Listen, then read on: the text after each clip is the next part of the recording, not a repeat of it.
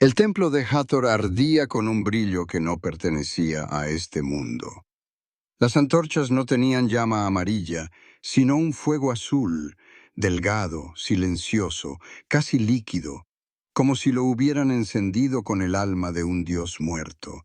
El aire estaba saturado de loto azul, tan denso que cada respiración quemaba.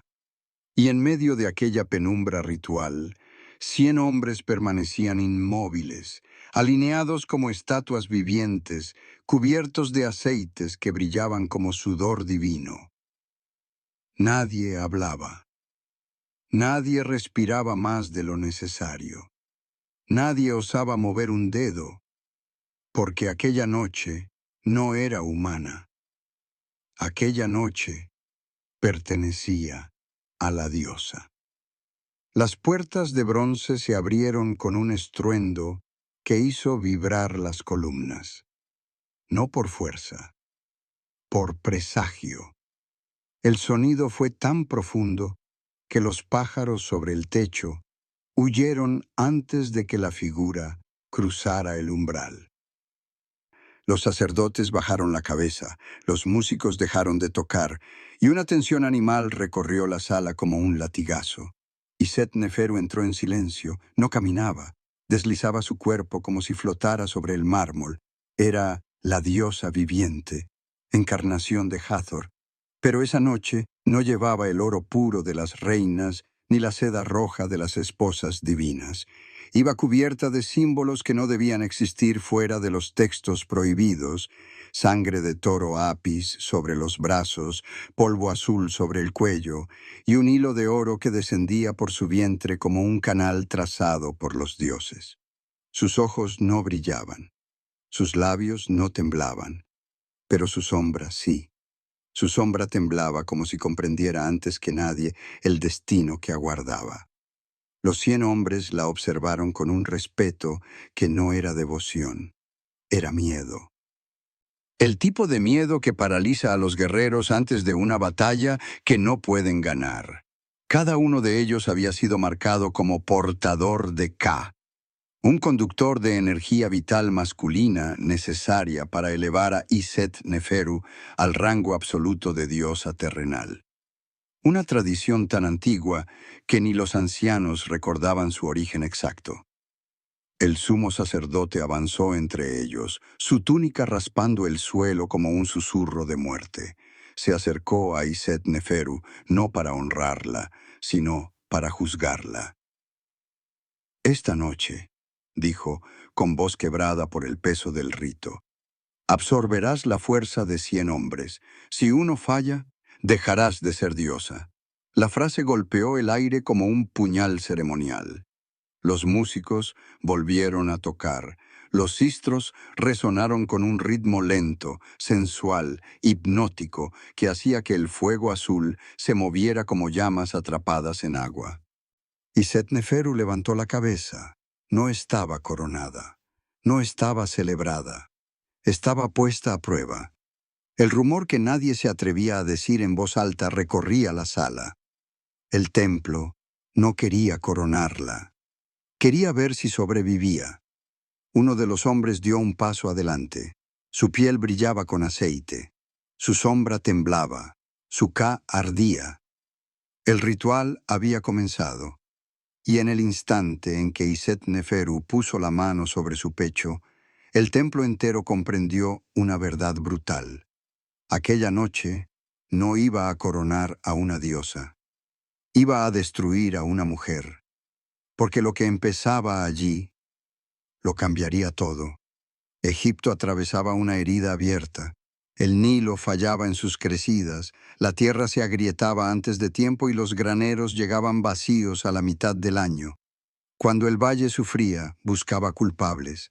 Cuando los dioses guardaban silencio, buscaba intermediarios. Y cuando la desesperación crecía, surgía una necesidad ancestral: encontrar una diosa viviente que guiara el destino del pueblo. Durante siglos, las encarnaciones de Hathor habían sido ese puente, mujeres escogidas desde su nacimiento, marcadas por señales que los sacerdotes interpretaban como mensajes divinos. Y Setneferu nació bajo uno de esos presagios, un eclipse parcial, un loto que floreció en pleno invierno, un temblor leve que recorrió el templo cuando su madre gritó por primera vez.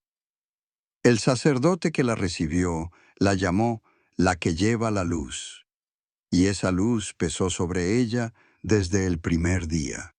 Creció en silencio, rodeada por paredes que contaban historias de reinas transformadas en diosas.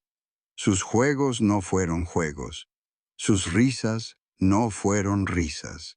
Cada gesto era observado, cada respiración era interpretada. Cada sombra que la seguía era anotada en pergaminos de vigilancia. A los 5 años le cortaron el cabello para que su nuca pudiera ser marcada con los símbolos sagrados. A los 7, conoció el frío de la purificación diaria. A los 9, aprendió a moverse sin levantar ruido. A los 12, su cuerpo fue considerado territorio divino. Nadie le preguntó si quería ser diosa, porque en Egipto la voluntad de una niña no existía frente a la voluntad del templo. El pueblo, sin embargo, la veneraba de lejos. Cuando aparecía en ceremonias, envuelta en oro y luz, todos inclinaban la cabeza.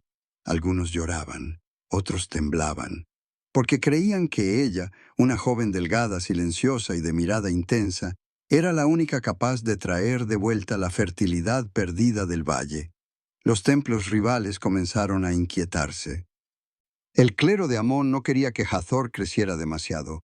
El clero de Osiris temía perder influencia. Los escribas, desde las sombras, murmuraban algo que nadie quería admitir. Una diosa viviente no es símbolo, es arma. Y en tiempos de sequía, las armas son peligrosas.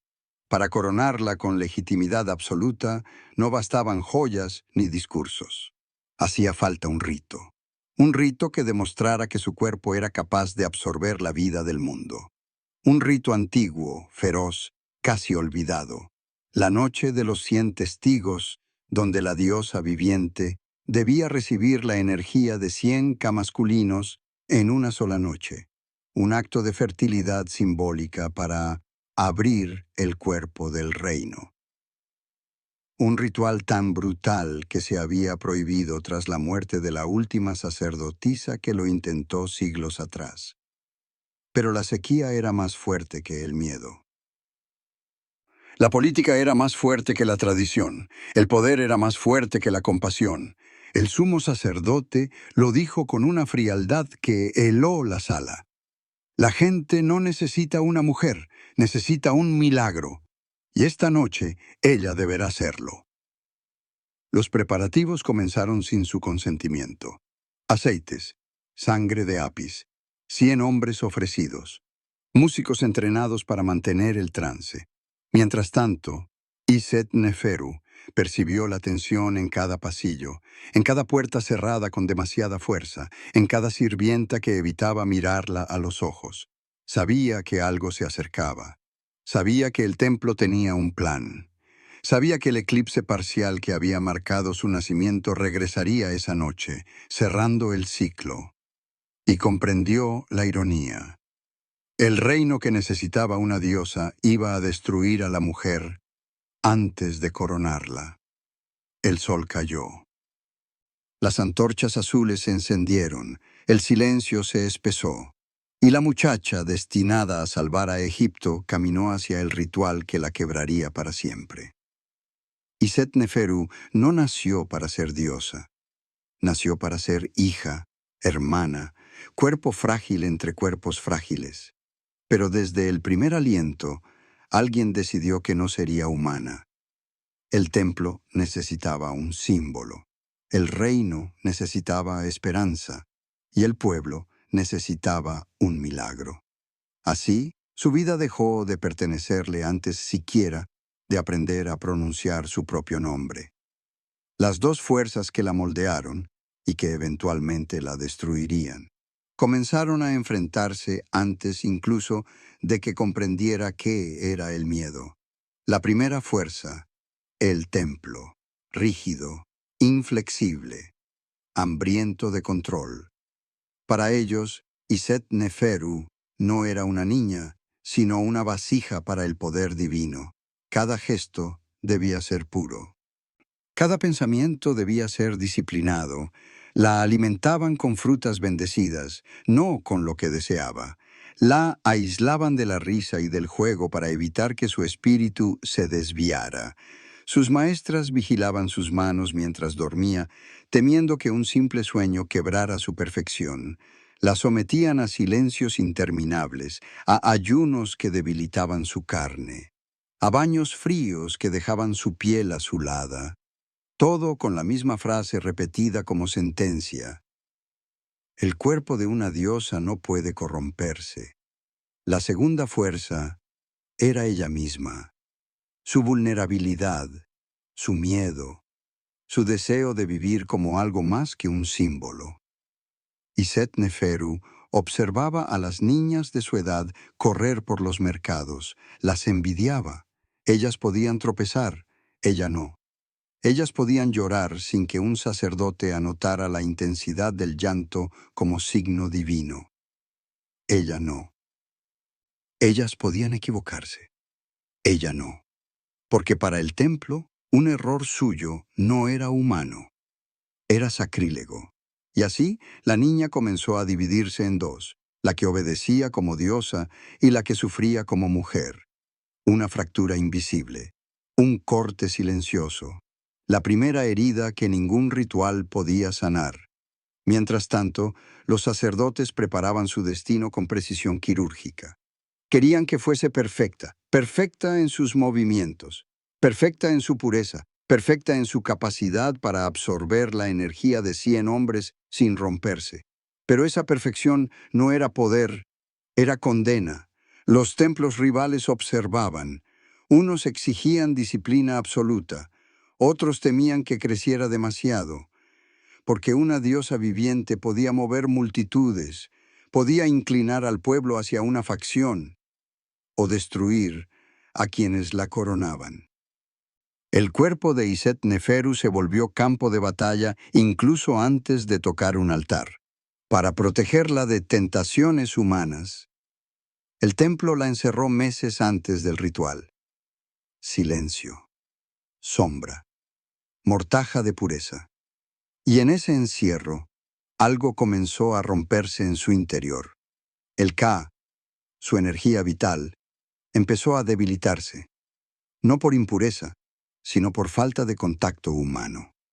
El Ka, según los antiguos, crecía con el afecto, la compañía, el calor.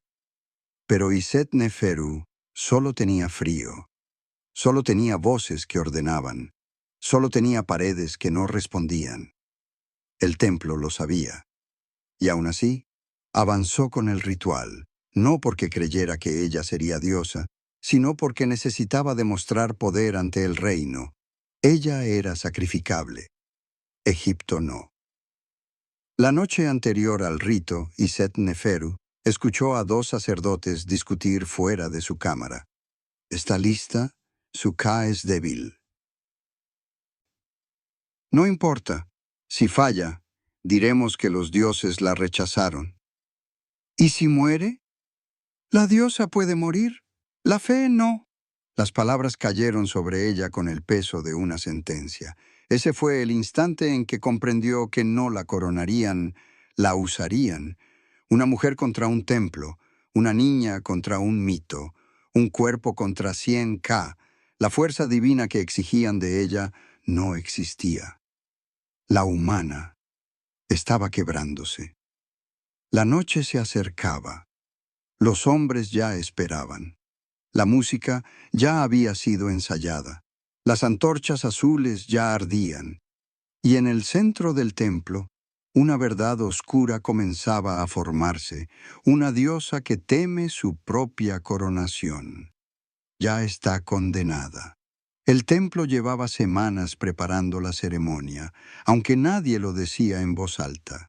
En los pasillos iluminados por lámparas de aceite, los sacerdotes caminaban con rostros tensos. ocultando el temor que los perseguía desde que se anunció el rito. No recitaban plegarias, no pedían protección, no buscaban la bendición de Hathor. Ellos solo querían que el ritual funcionara lo suficiente para mantener el poder del templo intacto. La divinidad era excusa. La política era la causa real. El plan del ritual era tan antiguo que solo existía en fragmentos.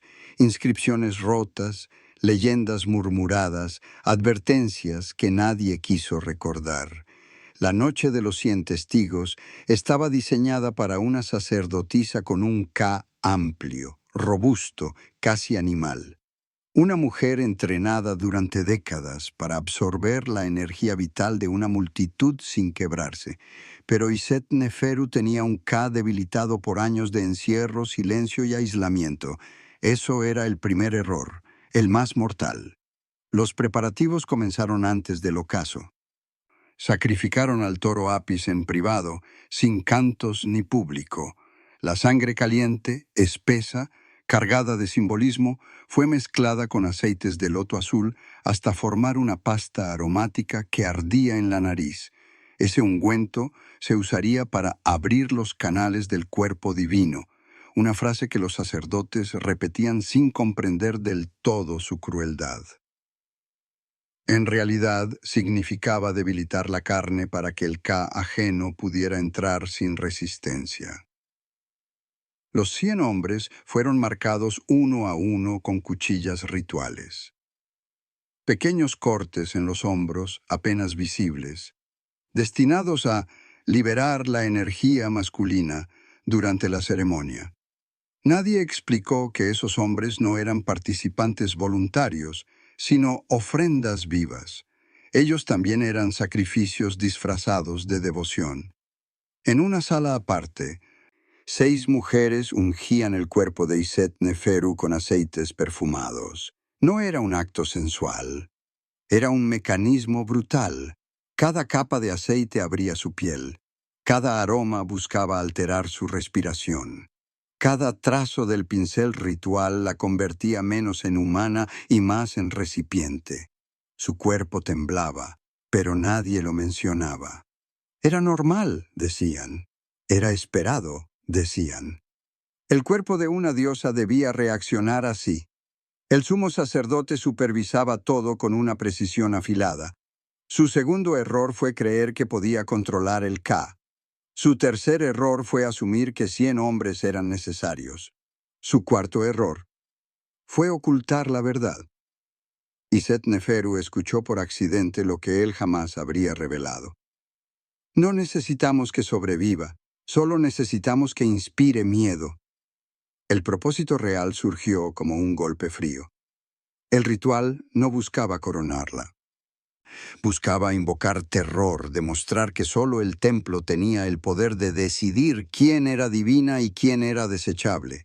Si moría, sería culpa de los dioses. Si vivía, sería posesión del templo. De cualquier manera, Iset Neferu ya estaba perdida. Ella intentó resistirse, intentó hablar, intentó pedir una explicación, pero cada guardia tenía órdenes estrictas: no escuchar, no responder, no dejarla dudar. Mientras la preparaban para el rito, algo dentro de ella comenzó a hundirse. No era miedo, era la comprensión de que su vida había sido una mentira bellamente construida, una ilusión envuelta en oro, una prisión perfumada. Su cuerpo era un trofeo que sería expuesto, su alma, un canal para fines que no comprendía, su nombre, un título que la había condenado desde la infancia. Los sacerdotes la condujeron hacia la cámara ritual. Allí, los 100 hombres esperaban como sombras inmóviles. Sus torsos brillaban, sus brazos estaban tensos. Sus Ka vibraban en el aire como calor invisible. La atmósfera era tan densa que parecía difícil respirar. La música aún no comenzaba y ya se sentía la opresión del rito. Ella dio un paso dentro de la sala y supo que no habría regreso. El templo cerró las puertas. El sonido del metal resonó en su columna como un látigo. El sumo sacerdote levantó el brazo y gritó: «¡Comienza la noche! ¡Que la diosa abra su cuerpo!». Las antorchas se encendieron con llama azul. Los hombres avanzaron un paso. La música golpeó el aire como un corazón inmenso. Y Setneferu sintió el olor del loto azul penetrando sus pulmones. Sintió la sangre de Apis marcando su piel. Sintió 100 sombras acercarse. Y allí, justo en el comienzo del ritual, entendió la última ironía. No la estaban preparando para ser diosa, sino para ser consumida por la divinidad que ellos inventaron. El error ya no era corregible, el rito ya no podía detenerse, el templo ya no buscaba salvarla. La habían llevado al altar no para coronarla, sino para quebrarla. El fuego azul ardía sin consumo, extendiendo un resplandor espeso que hacía temblar el aire como si el templo respirara. La música comenzó con un golpe seco de sistrum, un sonido metálico que atravesó la sala como una orden divina. Y Setneferu estaba en el centro, apenas cubierta por telas ligeras que dejaban ver la piel marcada con sangre de Apis. Los aceites de loto azul desprendían un aroma embriagador. Cada inhalación abría más sus sentidos, debilitaba su cuerpo y afilaba su ka hasta volverlo vulnerable. Los 100 hombres avanzaron en círculo, moviéndose en un ritmo lento, controlado, casi hipnótico. Sus sombras parecían crecer y encogerse con cada paso, proyectándose sobre las paredes hasta parecer criaturas enormes. No eran guerreros, no eran amantes, eran conductos, vasijas humanas que a través de un contacto ritual entregarían parte de su ka a la mujer destinada a convertirse en diosa. Una transferencia simbólica, sexual en forma pero espiritual en esencia. Un rito tan antiguo que incluso los sacerdotes temblaban al recordarlo. El primero se arrodilló delante de ella. El cuerpo de Isetneferu tembló. Un escalofrío le subió por la espalda. Las manos del hombre tocaron su piel ungida. No había deseo, no había emoción. Era una ceremonia, un acto frío, técnico, mecánico. Su ka fluyó hacia ella como una corriente tibia, transportada por la respiración profunda y el roce medido de los cuerpos. Una luz tenue emergió alrededor de sus manos.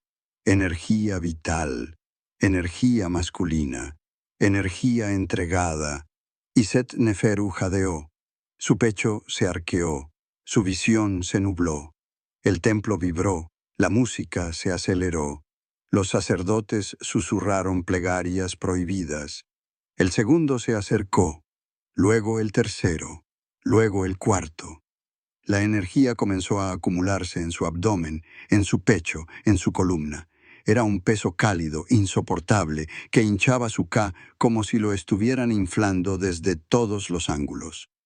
La muchacha intentó respirar, pero cada inhalación traía un dolor punzante bajo las costillas.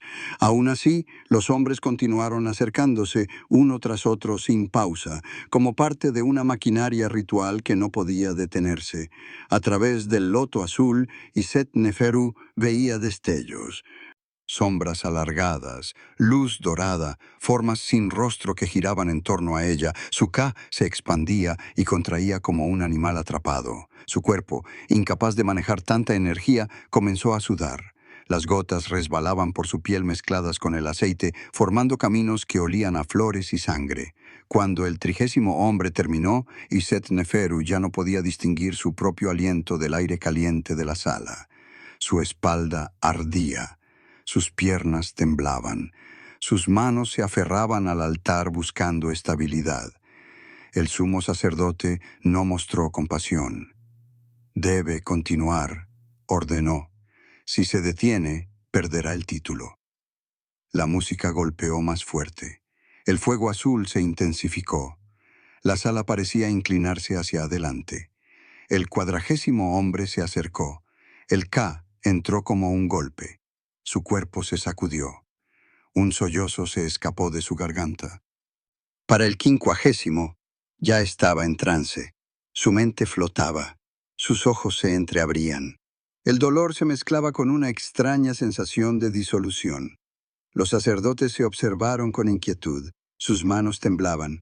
Sabían lo que estaba ocurriendo. Sabían que un K debilitado no soportaría una noche así, pero no podían detenerla. La política no perdona interrupciones.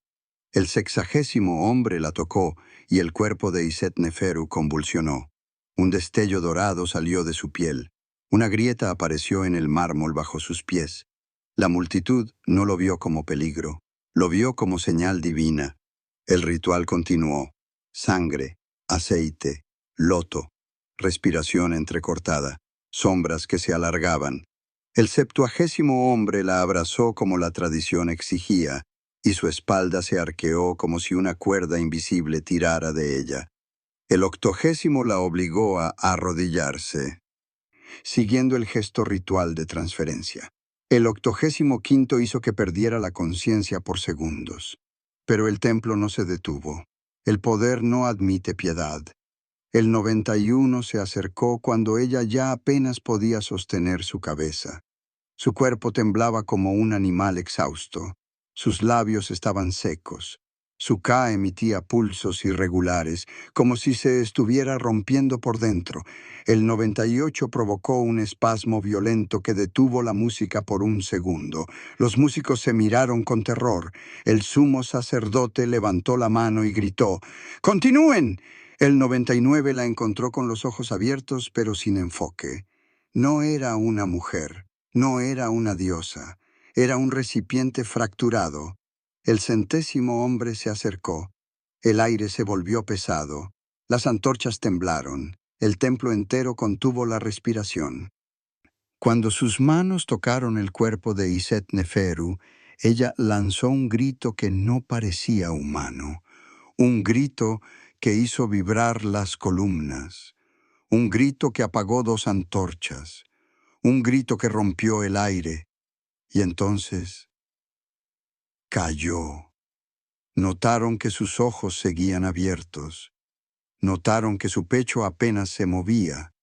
Notaron que el Ka que debía crecer en ella estaba colapsando. El sumo sacerdote proclamó la conclusión del rito con voz triunfante. Pero cada sacerdote presente sabía la verdad que nadie se atrevió a decir. La noche no la había coronado. La noche la había destruido. El amanecer llegó sin gloria. No hubo cánticos, no hubo celebraciones, no hubo vítores del pueblo esperando a la nueva encarnación de Hathor. El templo amaneció frío, silencioso, inmóvil, como si la piedra hubiera comprendido durante la noche que había sido cómplice de algo imperdonable. Iset-Neferu yacía en la cámara interior, tendida sobre un lecho de lino empapado en aceites que habían perdido su fragancia. A su alrededor, las lámparas todavía ardían con llama azul, agotadas, temblorosas, como si fueran los últimos restos de una hoguera que nunca debió encenderse. Su piel, antes perfumada y brillante, ahora estaba pálida, tensa, marcada por el peso de 100 contactos rituales. Pero lo más aterrador no estaba en su cuerpo, sino en su silencio. No hablaba, no lloraba, no respondía. El cuerpo vivía, el Ka no. Los sacerdotes se acercaron con cautela, temiendo que un roce pudiera quebrarla. La examinaron sin compasión, sin pena, sin humanidad. Revisaron su respiración, su pulso, la vibración de su Ka. Lo que encontraron no tenía nombre en ningún pergamino. El Ka no estaba expandido como debía ocurrir después del ritual. No brillaba, no ardía como una llama divina. Estaba retraído, comprimido, quebrado en fragmentos. Su alma no se había elevado, había implosionado. El sumo sacerdote, intentando no mostrar miedo, dijo: «El cuerpo resistió, Pero los otros sacerdotes sabían la verdad. El cuerpo resistió porque la carne es tosuda, pero el Ka no sobrevivió. La ironía se clavó en la sala como un cuchillo ritual. Cuanto más intentaron convertirla en diosa, más se volvió humana. La piel de Iset-Neferu estaba fría. El olor dulce del loto azul se había mezclado con un aroma ácido que recordaba a flores podridas. Sus labios tenían un tono grisáceo. Su respiración era corta, irregular, como si cada exhalación fuera un hilo que podía romperse. Los músicos que habían acompañado toda la noche el ritual entraron en la cámara y cayeron de rodillas al verla. Uno de ellos murmuró: «No es un cuerpo santo, es un cuerpo herido». Los guardias del templo, acostumbrados a ver batallas, no pudieron sostener la mirada. Era demasiado. Era una diosa rota. Era una niña destrozada. Pero la mayor ironía aún no había llegado. El pueblo esperaba ver a la diosa viviente. Esperaba bendiciones. Esperaba una señal divina que anunciara el fin de la sequía. Esperaba un milagro nacido del sacrificio. El templo necesitaba mostrarla, al menos viva, al menos de pie, al menos respirando sin temblar, pero Iset-Neferu no podía sostener ni su propia sombra. Su cuerpo parecía un vaso de cerámica al borde de hacerse añicos. Y su alma ya estaba hecha pedazos. Los sacerdotes comenzaron a discutir entre susurros desesperados. «Es demasiado débil. No puede caminar. No puede hablar. El pueblo debe verla. Si no aparece, la fe caerá. Entonces mostraremos otra cosa». ¿Qué? Un milagro falso. La política de la fe estaba a punto de devorar la última parte humana de la muchacha. Mientras la preparaban para una aparición pública que jamás podría soportar, Iset-Neferu abrió los ojos por primera vez desde el ritual. Sus pupilas no eran normales. No tenían brillo. No tenían color. Eran como pozos oscuros, huecos, sin reflejo. Ella intentó hablar. Sus labios se abrieron. Su garganta emitió un sonido áspero, como si hubiese olvidado cómo se formaban las palabras. Después de unos segundos, logró susurrar: «Tengo frío por dentro». Los sacerdotes retrocedieron al oírla. Ese frío no era físico. Era el frío de un alma fracturada. El frío de un Ka que había absorbido demasiado, que había sido perforado, desgarrado, consumido por 100 energías ajenas. El templo había creado un milagro, pero no el que esperaba. Había creado una herida viviente, una diosa partida, una prueba de que incluso los rituales más sagrados pueden destruir lo que tocan. Cuando el rumor llegó al exterior, cuando alguien habló del estado de la diosa viviente, cuando alguien dijo que la muchacha no podía levantarse, cuando alguien mencionó que había sangrado durante la noche, el secreto dejó de pertenecer al templo. El pueblo comenzó a murmurar. Los mercados se llenaron de voces. La idea se propagó como polvo en el viento. La diosa está rota. Lo que ocurrió después no fue un acto divino. Fue un acto humano, un acto de miedo, de vergüenza, de desesperación. Y aquel secreto, tan oscuro como el templo que lo guardaba, sería la chispa que iniciaría la caída. El templo intentó contener el rumor, pero nada en Egipto se movía tan rápido como el miedo. Antes del mediodía, los mercados repetían la misma frase en susurros tensos: «La diosa sangra». Esa idea, simple y devastadora, cayó sobre el valle del Nilo como una maldición. Las diosas no sangran. Las diosas no tiemblan. Las diosas no pierden la voz. Si Iset-Neferu sangraba, Entonces no era diosa. Y si no era diosa, el ritual había sido una mentira. Y si el ritual era una mentira, el templo había pecado. Los sacerdotes lo entendieron demasiado tarde. El poder que intentaron proteger se estaba resquebrajando. Y la única manera de evitar el colapso era silenciar a la muchacha. Y con ella, la verdad. La encerraron en una cámara sin ventanas, bajo 7 capas de piedra. No por seguridad, por vergüenza, por pánico. Por miedo a que el pueblo descubriera que la supuesta encarnación de Hathor apenas podía levantarse del suelo. Allí, en la oscuridad, Isetneferu comenzó a desaparecer. No físicamente, espiritualmente, como si su Ka, fragmentado por el ritual, se evaporara lentamente hacia algún lugar al que ni los dioses querían mirar. Intentó hablar, intentó pedir ayuda, intentó entender por qué su cuerpo dolía más cada hora, pero cada sonido que hacía era ignorado.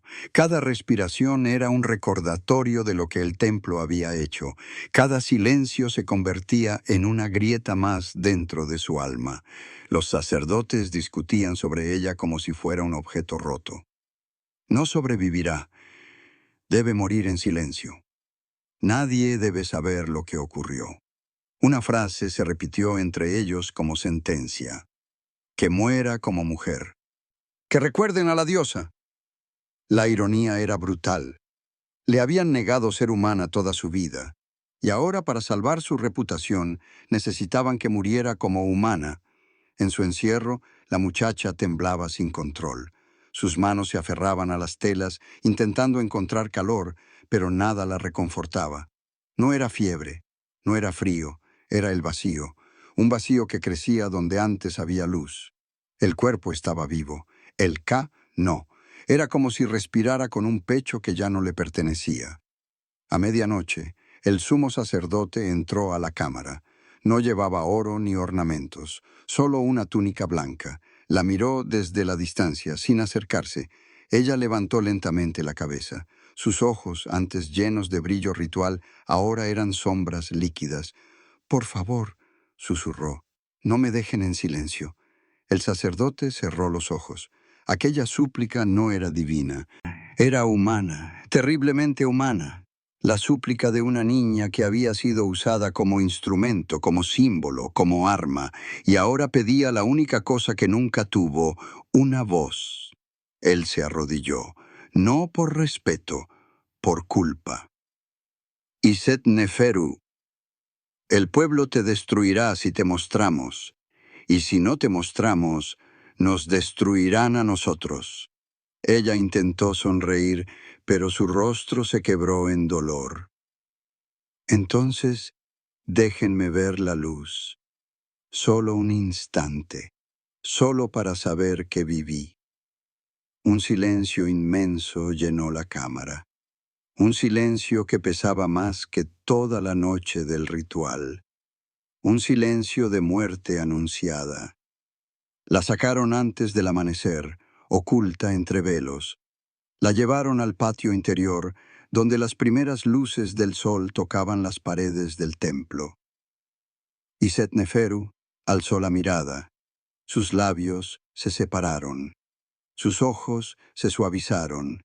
Y durante un instante, el mundo parecía contener la respiración para verla. La luz tocó su rostro. La misma luz que un día había anunciado su elección como diosa, la misma luz que ella nunca pudo disfrutar como mujer. Entonces exhaló. Un suspiro largo. Un suspiro final.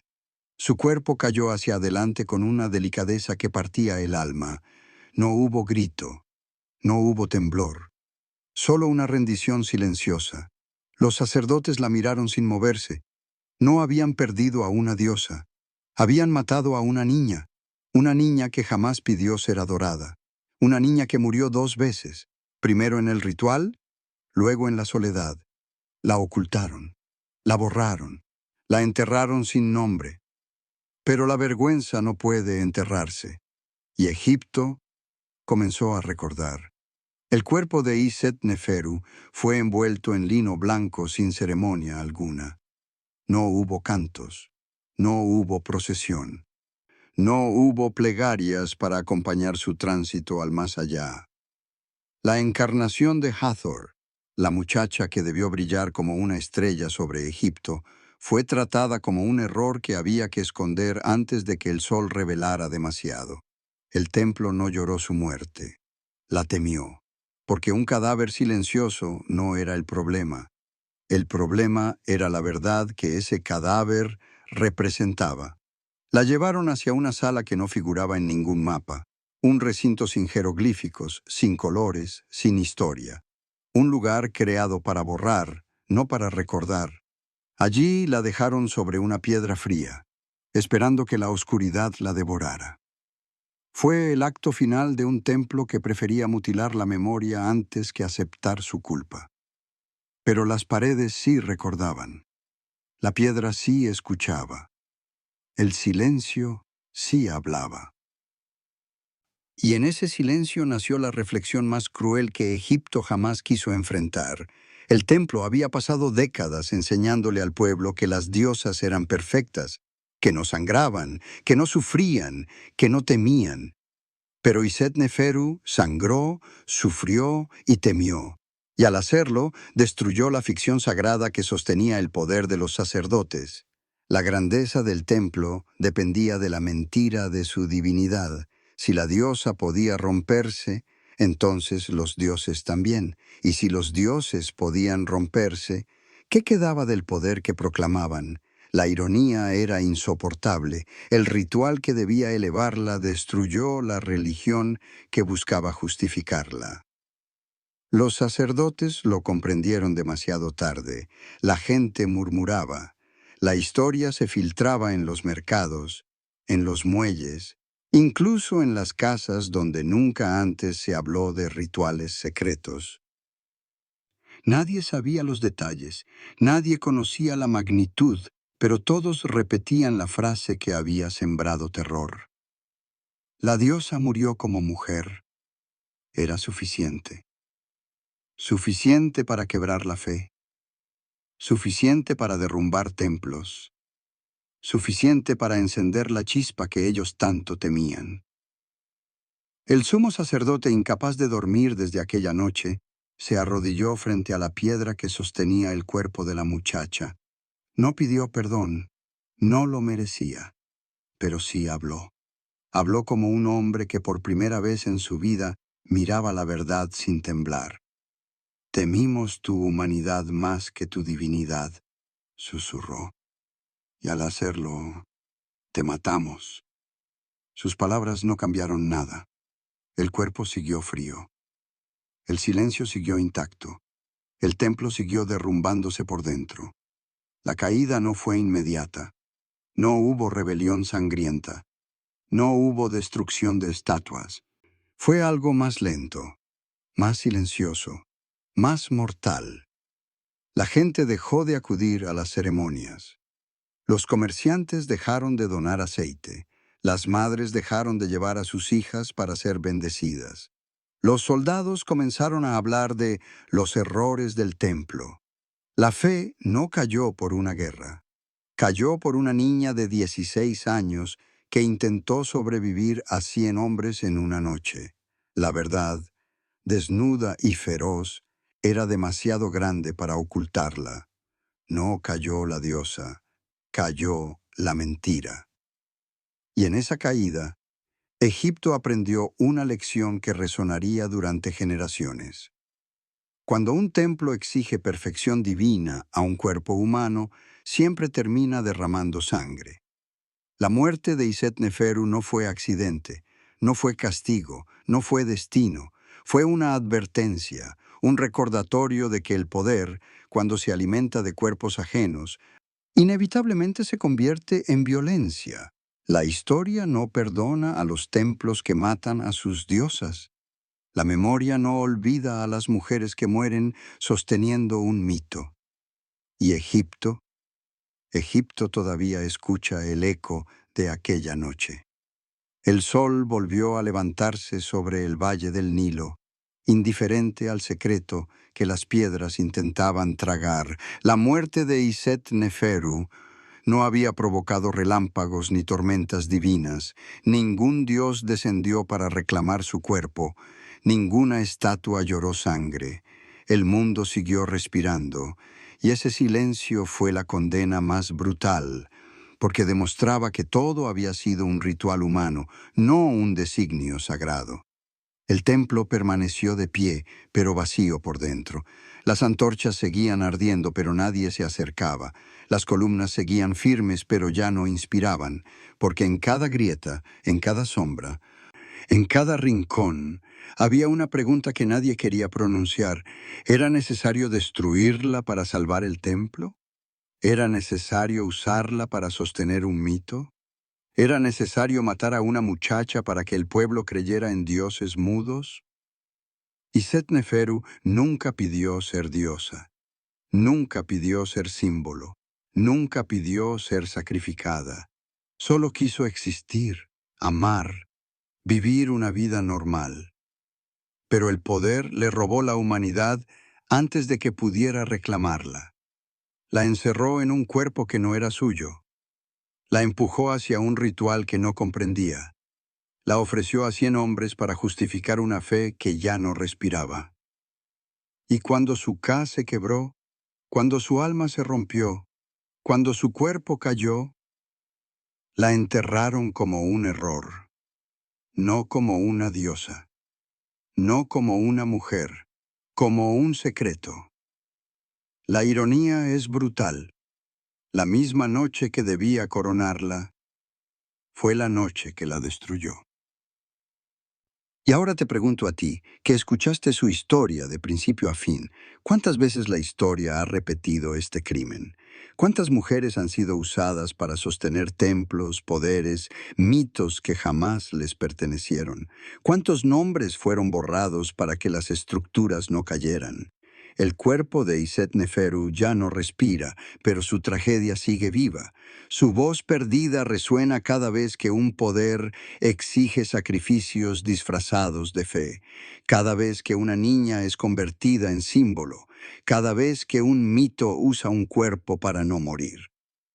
La historia es clara. Los dioses no destruyeron a Iset-Neferu. La destruyeron los hombres que la necesitaban divina. Y tú, que ahora conoces la verdad, debes decidir qué hacer con ella, porque cada mito tiene un precio, cada templo se sostiene con sacrificios, cada dios necesita un cuerpo. Pero ¿quién debe pagarlo? ¿Quién debe romperse? ¿Quién debe morir para que otros sigan creyendo? Iset-Neferu pagó el precio más alto, el precio que ninguna mujer debería pagar, el precio que un templo jamás debería exigir. Su nombre desapareció, su tumba se ocultó, su historia fue prohibida, pero el eco permanece, el eco acusa, el eco recuerda. Y ahora, después de escuchar su tragedia, solo queda una última pregunta. ¿Cuántas vidas más tendrán que romperse para sostener un mito? La ironía es brutal.